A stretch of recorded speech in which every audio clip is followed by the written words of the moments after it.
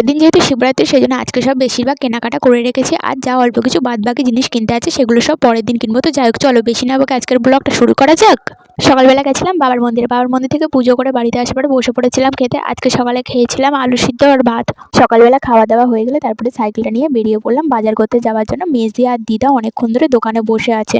আসলে পরের দিন যেহেতু শিবরাত্রি, ফল টল অনেক কিছু কিনতে হবে। তো সকালবেলা আমাদের পাড়ায় একটা ফলওয়ালা ঢুকেছিল, কিন্তু তখন আমরা কিনিনি। ভেবেছিলাম যে খোলাপোতা যাবো, ওখান থেকে সবকিছু কিনে নেবো। পরে বেলা হয়ে গেলে আর ভালো লাগছিল না, খোলাপোতায় যেতেও ইচ্ছা হচ্ছিল না। ভাবলাম ফলওয়ালা এখন অন্য পাড়াতে গেছে, বাড়ি ফেরার পথে দিদাদের পাড়ার রাস্তা দিয়ে যাবে, তখন ফল কিনে নিলে হবে। সেই জন্য দিদা আর মেজদি দোকানে বসেছিল। কিন্তু সেই ফলওয়ালারা দেখাই পাওয়া যাচ্ছিল না। অন্যদিন তাড়াতাড়ি ফিরে, কিন্তু আজকে আর ফিরছে না, কারণ আজকে তো সবারই দরকার বেশিরভাগ। তো আমি আর মেজদি দুজনে তো বাজার করতে যাওয়ার জন্য বেরিয়ে পড়েছিলাম। আর দিদাকেও বলে দিয়েছিলাম যে দিদা তুমি দোকানেই বসে থাকো, যদি আমরা ফলওয়ালার সাথে না দেখা হয় তো তোমার সাথে দেখা হলে তুমি কিনে নিও, কেন এমন তো হতেই পারে যে আমরা অন্য রাস্তা দিয়ে যাচ্ছি আর ফলওয়ালা অন্য রাস্তা দিয়ে বাড়ি যাচ্ছে। তো কিছুটা তো যাওয়ার পরে দেখি ফলওয়ালার সাথে আমাদের দেখা হয়ে গেছিলো। আসলে ভালোই হয়েছে, না তো এই নিয়ে আবার চিন্তা হতো।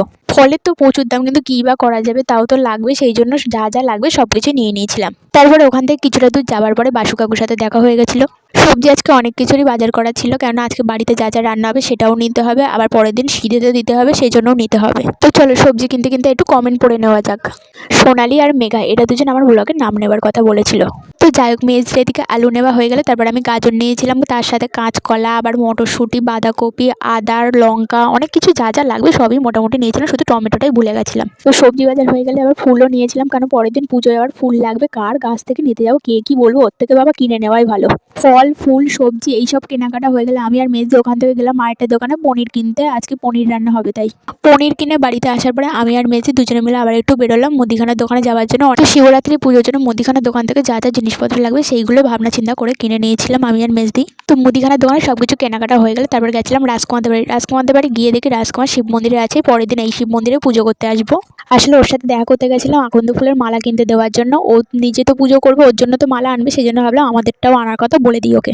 তো ওকে মালা কিনে আনার কথা বলে তারপরে আমি আর মেজদি দুজনে মিলে মাঠ দিয়ে বাড়িতে চলে এসেছিলাম। আমাদের পাড়া থেকে ওদের পাড়াটা যাওয়াটা রাস্তা দিয়ে যাওয়া থেকে মাঠ দিয়ে তাড়াতাড়ি হয়।